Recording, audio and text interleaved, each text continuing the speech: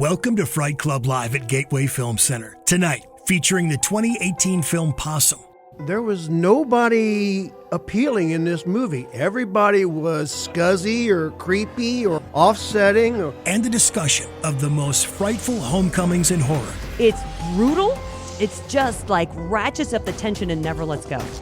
Now, here are your hosts, Hope Madden and George Wolf. Yay! Woo! Welcome back, Gateway Film Center, Columbus, Ohio, our home away from home for Fright Club Live. And this is not only showing possum and posture and recording, but it's a big test of our marriage, let's be honest. Because as we record this, Ohio State is playing for a spot in the national championship, and I've got my attention is a little bit divided. So I'm going to tell you right now, as soon as the movie starts, I'm going to slip out. I'll be honest, and go watch it and then come back. But we're all so surprised to hear that. You're surprised, and I know you're sorry. Yes, well, I know. And should we tell them the truth? You're also next month on Valentine's That's Day. right. George is going to miss Fright Club entirely. Yeah. This is going to be the first time in over 30 years that George and I are not going to spend Valentine's Day together. And why is that? Because this award-nominated filmmaker is going to the Austin Revolution Film Festival. Yes, thank you. That's right. The short film that he directed, Al Fresco, which I wrote, is nominated for 4 awards. Yeah. And the lead, Jason Tostevin, is nominated for a 5th, which is Actor of the Year. Yeah, so exciing. It is so exciting. It's and super it exciting. just blew us away, all these nominations. So, That's yeah, right. we wouldn't miss it. So I'll be heading down there. Well, one of us is going to miss it. We're heading down there next month. I like you better than I like Texas. But Fright Club will go on, and I'll be here in spirit. So thank you for that. But we're talking about tonight, we're talking about homecomings, and we've got 2 great movies to show. That's a right. short, as we've been doing, a short and a feature. Creepy feature. Yeah. Man, it's creepy. Yeah. Called Possum. How many of you have seen it already? Have you seen? Oh, okay. Okay. A few. All right. All right. Well, the rest are in for a treat, and we'll be looking forward to talking about it. But the topic, frightful homecomings. That's It right. definitely fits the feature. Does. Yeah, I'm excited about that. And the last Fright Club Live, we got to show that glorious, beautiful 4K restoration 50th anniversary of Black Christmas.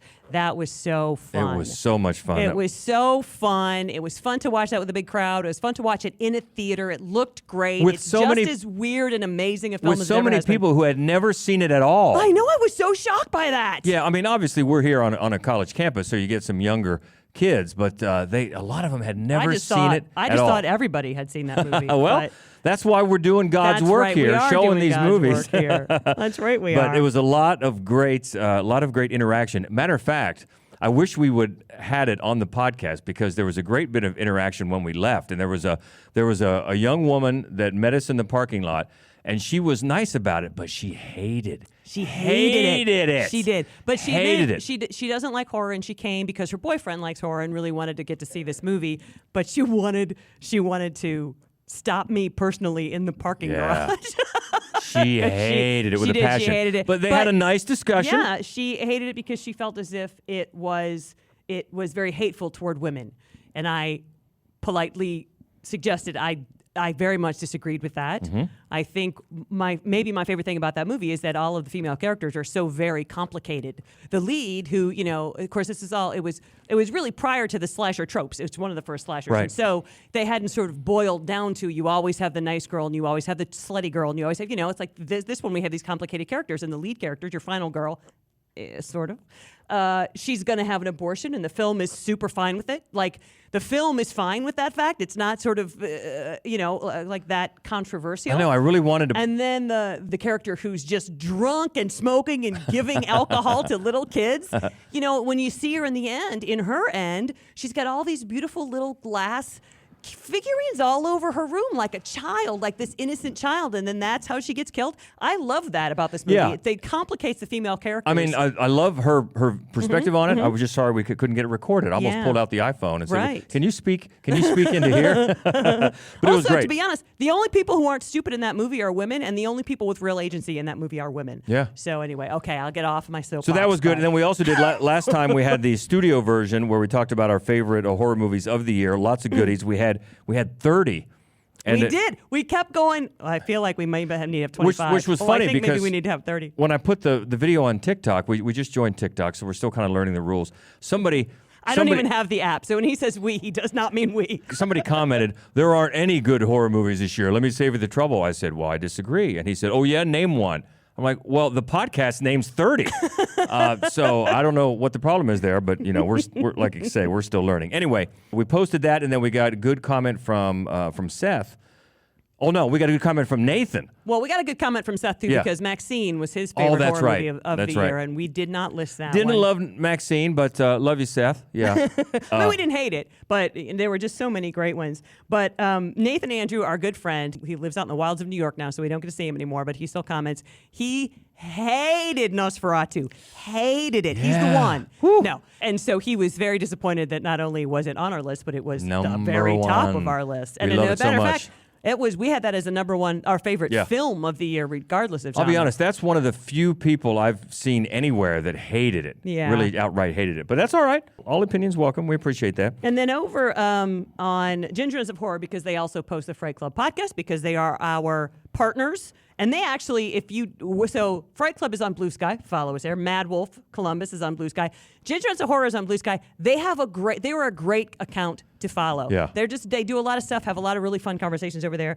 And Mike Nicholson from Ginger Nuts, he was really disappointed not to see A Violent Nature higher up on the countdown. It was on there, though. It was. And we did like it. Yeah, we did. We did like it. Yeah, they're gnofhorror.com as well for their main website. Yep. Okay, enough of that. We got to get to the podcast. We got to get to the countdown because we got to get to the movie.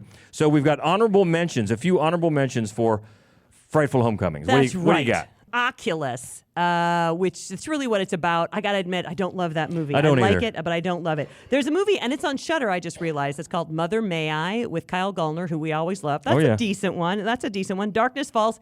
It's not a great movie, but it's kind of a fun, guilty pleasure movie about coming home. And then It, Chapter 2. So, of course, Chapter 2, that's all about as adults, they come home, and then you go, I find out I don't care that much if you guys die. When you were kids, I was really nervous about it, but as adults, we I'm loved like, Chapter whatever. 1 so much that it was just a disappointment, yeah. Okay, so those are honorable mentions. So we got 5. Yep. Got 5 on it for the horrific or frightful homecomings. This is one that slipped through the cracks for me, so I was glad to see this on here. I learned more about it. This is just from a few years ago, 2021. In at number 5, a school teacher is forced to confront a brutal act from his past when a pair of ruthless drifters take his family and him on a nightmare road trip on Coming Home in the Dark. Later on when you're looking back at this occasion, right there's going to be the moment you wish you'd done something. Where are you taking us? Home. My husband wasn't one of them. One of who? I don't know what you want me to say. I want you to talk about you. It's in the past. Let's just leave it in the past. You better kill me really quickly because I'm going to kill you. Try again. Go, go, go, go, go, go, go! Go!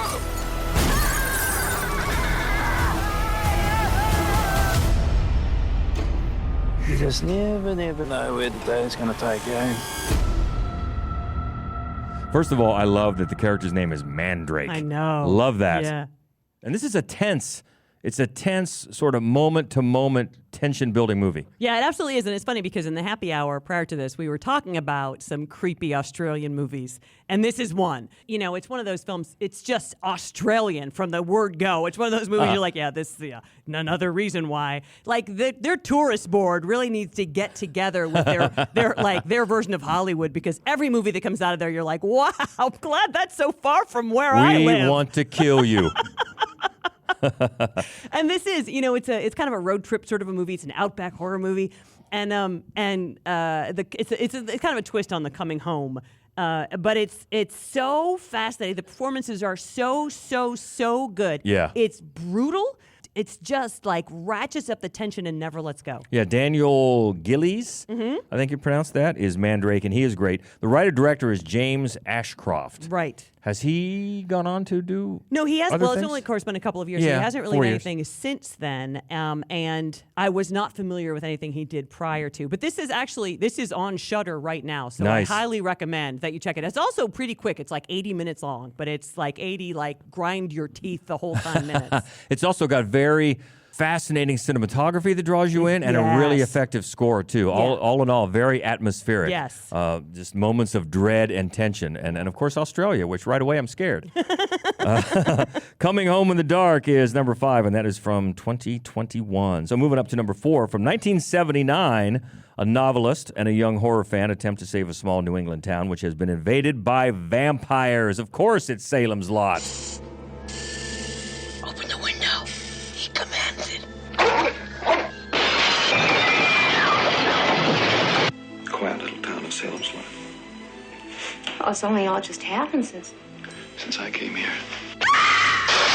The vampires are creating vampires. Hey, this thing is moving. Yeah, I walk through the valley of the shadow of death. Bill! Bill! Where are you, Benny darling? Mr. Barlow is on a buying trip, but the moment he arrives, you'll enjoy Mr. Barlow. And he'll enjoy you.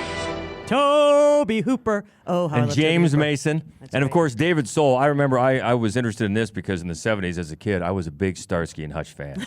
Big Starsky and Hutch fan. So David Soul, Hutch, I was all about that. And of course, it's a TV movie, not a feature film. No, and it's a two-parter, and so that means technically it doesn't, really fit with our. But then, as you often like to say, we make the rules. That's so right. We've decided that it does fit because this novelist goes home to Jerusalem's Lot because Right. he's going to write his next novel about this creepy old house, and then we meet James Mason, and the whole movie takes a weird, saucy turn. I love James Mason. Yes. He's just such a weirdo. He's just so great in it. And he embraced it in his later career. Oh, yeah, he really absolutely. did. And also, speaking of Nosferatu, one of the Right. things that I loved about this movie when I was a little kid, so I saw this before I ever saw Nosferatu, which went on to be my favorite vampire movie of all time, the original. But I love the look of the vampire in this movie, which later, of course, he realized he stole from Renal. But it's such a creepy, horrifying look for a vampire when we'd all been used to sort of this suave Dracula character. You're like, where especially Christopher Lee, you're like, well, I think those women just want him to bite them. And then, you see this guy and you're like, oh, it's a naked mole rat. So I always loved how incredibly creepy this vampire was. And the movie has a whole bunch of very specific, memorable, very creepy shots. Yeah, and I think the concern or the aim for making the vampire look like that was because to be more scary, because if you remember right about the same time, Frank Langella was starring in a film version of Dracula, and he was ultra seductive. I remember my mom and the ladies of the time, they loved them some Frank Langella Dracula. And he has I'll tell you what. And his shirt is open real Oh, far, yeah. the Frank Langella. So they wanted to go Yeah. totally on the other way, and apparently from what I've read, Stephen King was against that at first, but then saw the logic in it, wanted to make it as scary as possible. Yeah. And then, of course, you've got the iconic image that everybody points to, the sure. floating outside the window. Yeah, and how dumb kids are that they might let that kid in. Because kids are stupid. That's exactly right. And then this was, of course, redone. Was it just last year? Yeah. And boy, not. And there was one in the middle as well, actually. Yeah. It's been redone a couple of times. But And they just took too much out of Yeah, it. Tried to yeah. make it one piece that just didn't work at all. It just seemed No. like one of those movies where they just got edited with a hacksaw. Yeah. But this one still holds up, even though it's a TV movie, but that's all right. Yep. It's Coming Home, Frightful Homecomings, 1979. Salem's Lot adaptation. That's number 4. And number 3 is the one we're going to see tonight, so we're not going to talk too much about it. From 2018, after returning to his childhood home, a disgraced children's puppeteer is forced to confront his wicked stepfather. Well, it's not really. no, it's his his uncle. Who Uncle wrote Morris. this? And the secrets that have tortured his entire life in Possum. Mother, father, what's afoot? Only possum black as soot. Mother, father, where to tread? Far from possum and his head. Here's a bag, now what's inside? Does he seek or does he hide? Can you spy him deep within? Little possum, black as sin. Police are widening their search for missing teenager Michael Browning, who disappeared on his way home from school.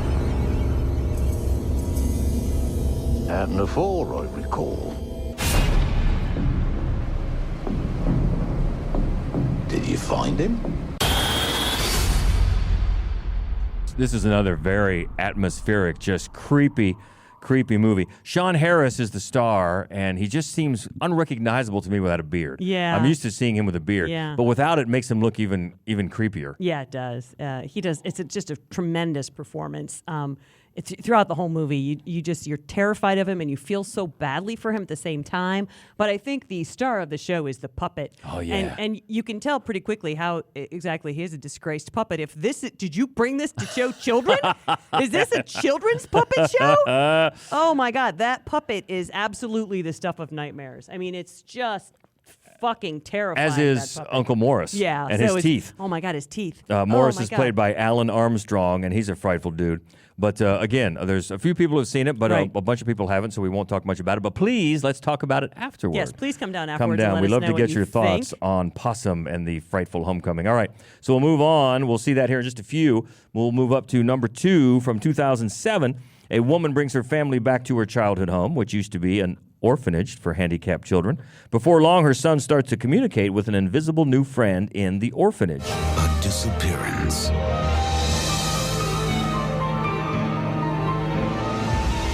A dark place. And the games children play. When they're alone in the dark.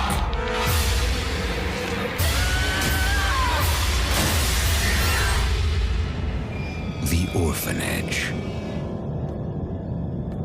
This is such a great movie. We showed this movie actually years ago here at Gateway as part of a Fright Club. It's J.A. Bayona, who's gone on to do some great things, The Impossible, and he did Monster Calls. Monster Calls. Society of the Snow. Yeah, great stuff. A Monster Calls. Yeah. I may have never cried harder at any movie in my life. Yeah, and it's just visually, it's so stunning. It is such a great ghost story. It's such a great haunted house story, and it just has really one jump scare, and it's like the kind since you come to not expect it, because the rest of the movie is so like haunting and atmospheric that you just jump right the fuck out of your chair. It's such a great movie. It's so well made, and Guillermo del Toro is a producer of it, and it's just one of those things where you can just kind of feel his presence at the film, but it's very much its own beast. Yeah, and it's one of those movies, at least for me, it feels scarier than it really is.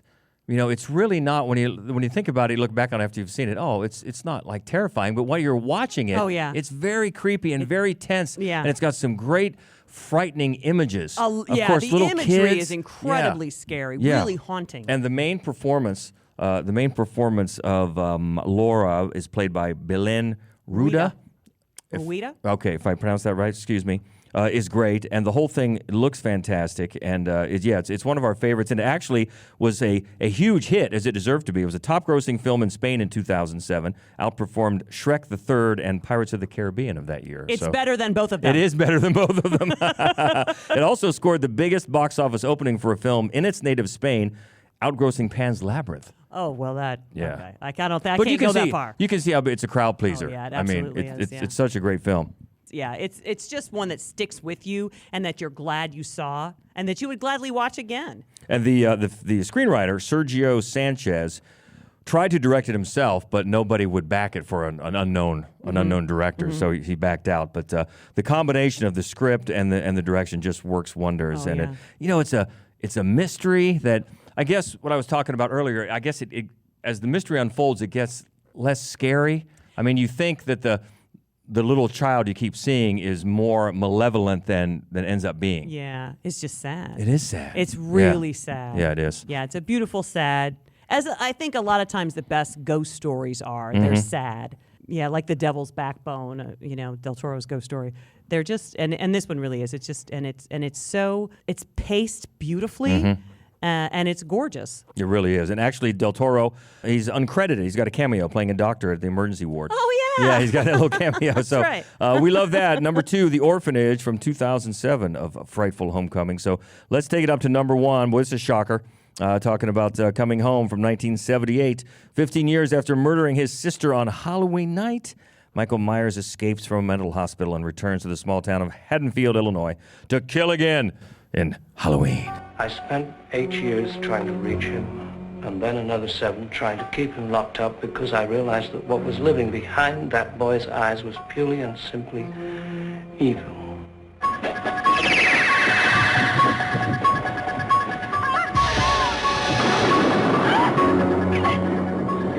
What can you say about Halloween? Obviously a classic. I remember actually when it came out, 78, so I was 14, and the tagline, speaking of Homecoming, was "The Night He Came Home." That's and right. as a 14-year-old, I thought that was stupid. Like, first of all, who's he? And, why do I care that he came home? And then a bunch of my friends, we all snuck in to see it. And then, of course, okay, I got it. Oh, yeah, it's Because iconic. kids are dumb. Yeah. And then I realized that it was terrifying, and it made sense. So, yeah, it's going to be the ultimate Homecoming, because that's the whole hook. Yeah, and what hasn't been said about Halloween? What have we not said about Halloween? It's been on a couple of lists so far, but I think, in terms of this one, it just really hadn't been done before, the idea of just setting something so terrifying in the suburbs, in like this little, beautiful, happy, quaint town. Nothing bad could happen, and I think that's one of the reasons why it was so incredibly unsettling. And they could just run from house to house, and they really could just get in, because they wouldn't have locked their doors, and there's just the big creepy house that kind of stands vacant that you can just come and go and carry your sister's dead body and headstone if you needed to into the house, and nobody was up you. And I just thought, I think that now when you look at it, because so many films have been patterned after that movie, sometimes really, really well, and sometimes less so, that I think that it loses that punch of the idea of, he just went back to a small town just to kill everybody in the small town. Yeah. And at that time, I think it was such a novel and terrifying idea. Yeah, and just that idea of coming home, that roots it right away in character and backstory. Right. Because, okay, well, why? And what happened while he was there? So we want to know more about the characters. Yeah, unfortunately, so did Rob Zombie. And I'm really sorry that he was so intrigued by the story. But other than that. Touche. Yeah, but that's got to be the granddaddy of all of them all for Homecomings. But yeah, like anything that comes out of nowhere and is so successful, it's going to be copied. Yeah, as it for was sure. My God. Over and over and over again. But the more you watch it, the more you realize how genius it was. Everything from the minimal score, everything that they had to make do with because of their budget ended up being just genius. Oh, yeah. No, Maybe it is. was necessity, rather than invention, but Right. it came off as genius now after all these years. It's one of those, we showed, 2 years ago, we showed Friday the 13th. On a Friday the 13th, we got a 35 millimeter print, and it's fun to watch, but it's not a great movie, right? Halloween, no matter how many times you watch it, it's still a great movie. You watch it every single Halloween, it doesn't matter. It's still a great movie. It stands up just like Black Christmas did. Yeah. Sometimes they just do, and this one really does. For sure. And I've said many times that I'm no fan of slashers, but yeah, this is great stuff. And number one on our Frightful Homecomings list from 78, the original Halloween. Okay, well, we got to get out of here because we got a movie to show, and it's starting with the short film. That's right, and we're very excited because filmmaker Derek Stewart is here with us tonight. Yes. And we're going to show his... Welcome. Yeah, we're going to show his short film, Posture, which we did get a chance to show one other time. We got to program a little horror marathon at a drive-in theater, which was super, super fun to do. And people really loved Derek's film. They really, really loved it. And I think it pairs up nicely with this because it's got this... Well, I'm going to let you watch it because I don't want to give away anything about either one. But it's an animated masterpiece. I love this movie, so I hope that you love it as well. And thank you so much for letting us show it. Yeah, thanks for coming. Yeah, that's awesome. And then I just want to say quickly that next month on Valentine's Day, we're going to show the film Censor. We're going to have a guest host, Greg Hansberry from the Empty Coffin podcast. He's going to guest host with me. And we're going to talk about... Are you going to let me come back? We'll see. We'll see In how March? it goes. And we're going to talk about nasty videos. That is going to be our countdown. Nasty videos. Video nasties? That's right. That's right. Because that's the whole point of Censor, video nasties. Yeah, it's really a good movie, too. It I is really really, enjoyed really Censor. good. I'm sorry to miss that. So, all right. So, I guess it's time. Yeah, so we'll enjoy Posture, enjoy Possum, and then be sure to come down. We want to talk about, especially the ones who have not seen it. Get your thoughts on it after, and we'll talk then. One movie and one college football playoff game later. I was saying that the other moment that I thought was more creepy than sad at the school, when he's sitting on a swing at the park, because that is an immediate, why is that middle-aged man alone on a swing in a child's park? Like, Well, that is such a... I think the last time we were watching it, you said that right away. Yeah. Like, anytime there's an adult man on a swing by himself, that's a problem. Yeah, something's just really wrong. And I think the movie did a really great job of oscillating between this guy is so creepy and this guy is you're just so tender and sad for him. And I think that it makes it work in the end, that you really aren't sure. Did he hurt that 14-year-old kid from the train? Or is he this sad, pathetic hero? Yeah, and I think it's not a really surprise who the kid, is it? I mean, it wasn't to me. I don't think that wasn't the point, really, because that reveal I don't think wasn't a surprise. By then, we pretty much figured that Morris was a bad guy. Yeah, he's clearly a bad guy. Yeah. There's some hygiene issues. I know you could kind of just smell him, couldn't you? I mean, just from the sight, you could just kind of smell him. Yeah. It wasn't good. No, it wasn't good. There was nobody appealing in this movie. Everybody was scuzzy or creepy or offsetting, and the dilapidation and the decrepit buildings and the sound design, just the mud that just creeps you out. Yeah, and the bugs. Ugh. That's the best description of this movie. It's just creepy. It's just creepy from start to finish. It is creepy. And the puppet, God. Oh yeah. When you see that face in the window. Well, sort of building off what Richard just said, I think the sense of isolation in the movie, they make it seem that they're clearly in a small community, but there's very few, and this, of course, could have been budgetary reasons, but there's so few cast members in the movie that you get this sense of like, yes, that Philip is, along with Morris, are there by themselves, but maybe there's more to it than just less people around. Yeah. Yeah. I love, I don't know if you know the movie Spider, David Cronenberg movie Spider, is really similar to this in a lot of ways. And the first time I saw this movie, I kept expecting it to go the way of Spider. And I mean, there's a lot in common. A man is Ray Fiennes is that in that character. He clearly had a traumatic childhood, and now he's an adult and he's returning to this. It's not really his home, and you're not sure if what he's seeing really happened or if he's sort of nuts.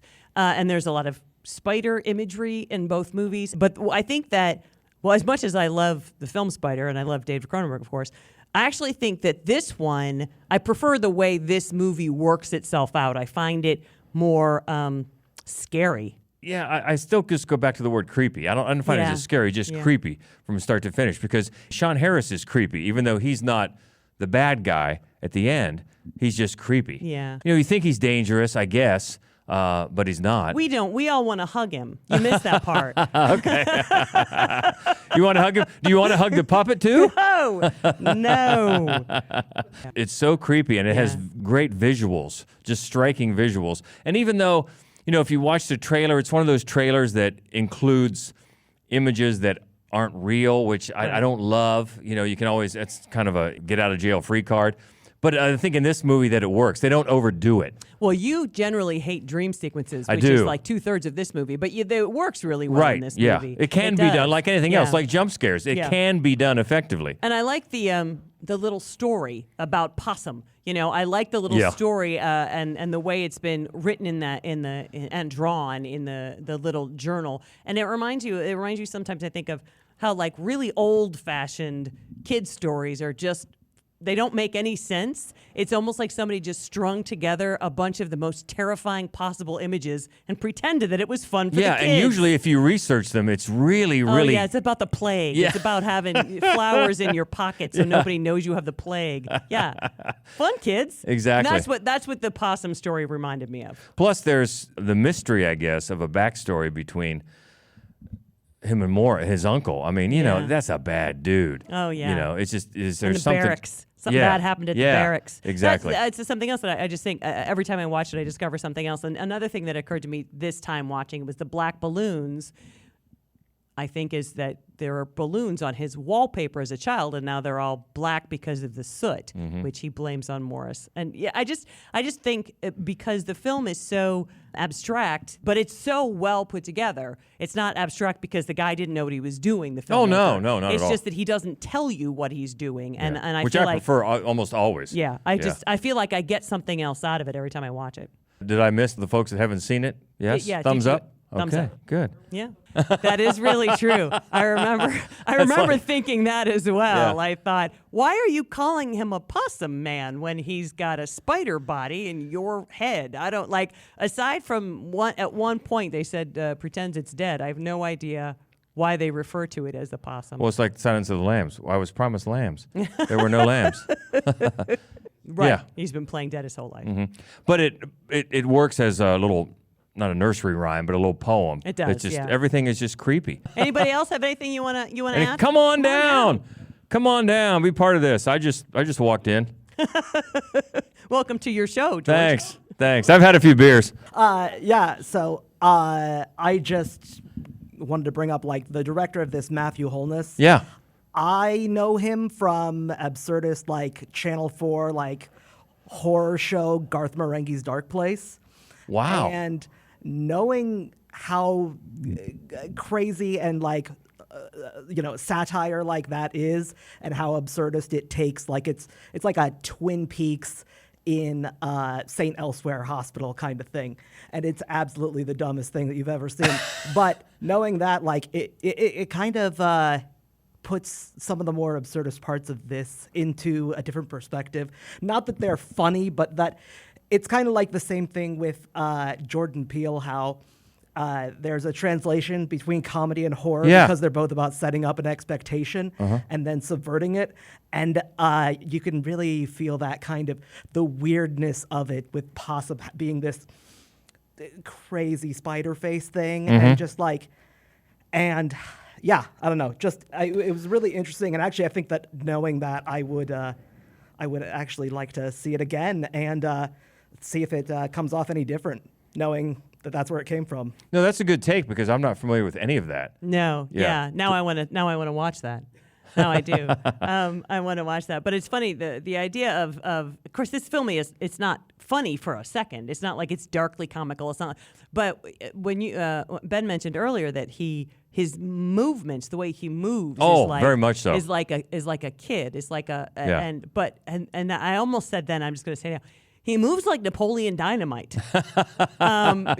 He runs with it like this stiff way with his hands in front of him, and he's got skills. Gosh, and of course, it's weird to compare in any way this movie to Napoleon Dynamite, but there is something just, I don't know, odd about everything. Yeah, that's the entire character. He's just odd, and he moves very herky jerky. Sad. Yeah, but you want to hug him. They sure smoke.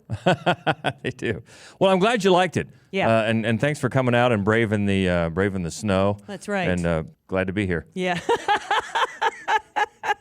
Thanks for making it. Well, come back next month. Share Valentine's Day with us. I swear to God, I don't know how the stars align. Every year it's Valentine's Day we're here. I know. I don't understand how that's possible, but I swear to God, every year on Valentine's Day it seems we're here. that way to me.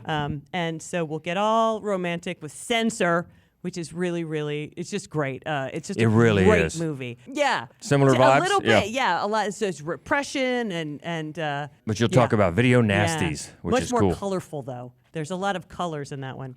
So, yeah, we'll talk about video nasties. All right, cool. So I'll get this edited here, and this will be up on our channels here in a couple of days. Of course, Mad Wolf Columbus on all the socials, madwolf.com on the website, and the Fright Club Podcast Facebook group as well. That's right. So, There's also, of course, Fright Club Live on Instagram and Fright Club on Blue Sky. Man, these social media accounts. I know. It's exhausting. It is exhausting. It is exhausting. That's not a lie. So we hope to see you next month, and until then, you know how we do it. She is Hope Madden. He's George Wolf. And this is the Fright Club Podcast. Stay frightful, my friend.